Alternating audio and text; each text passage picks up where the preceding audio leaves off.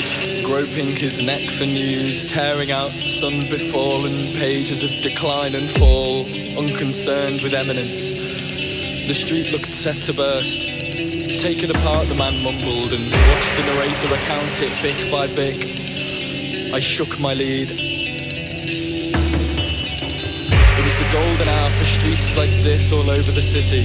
Peak, effervescent light time, open sign, showcase, and illuminated fight time.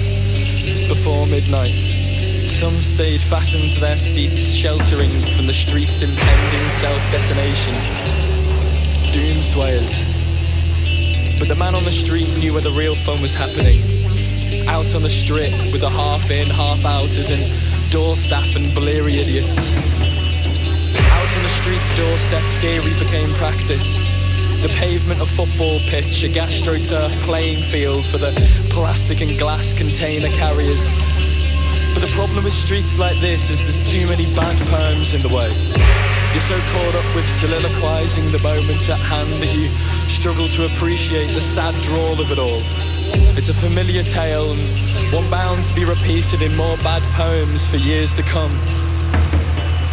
Of rich men and women in the full-bodied pursuit of academic and promiscuous success, of popularity and the promise of great rewards ahead for their ingenuity.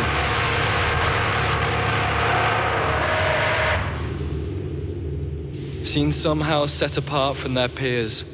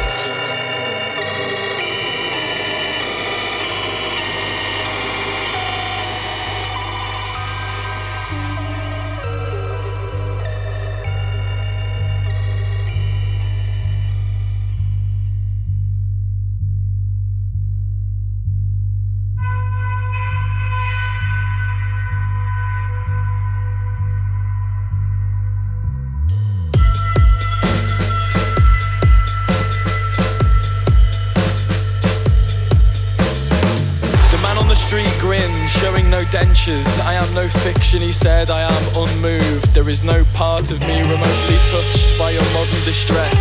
Each upturned plank of decking like a landed fish, every silent body a dying shrub, the entire teaching staff of UAL standing alert.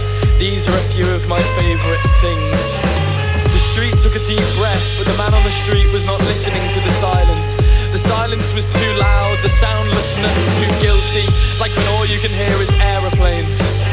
The age of the bystander is upon us, he said.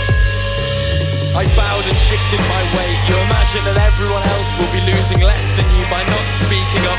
Best not to get involved. The larger the scale, the easier to accost. But here, with your friends out on the street, self-sacrifice doesn't seem very attractive. I too felt like pretending to be a lost dog, something knowingly fraudulent but inconspicuous, a real dangerous nobody. In this form I would sulk and contaminate the pavements of the street with my moral simulations, schlep about consumed with all the wretchedness fresh from purse fingering, ankle chipping, low-level crime. I long to be under the underbelly, just above the crust, 2 legs of fetch away from my first proper crime. That night I could hear orchestras coming out of plug sockets, devils crying in the beams of my flat. I lie there alone,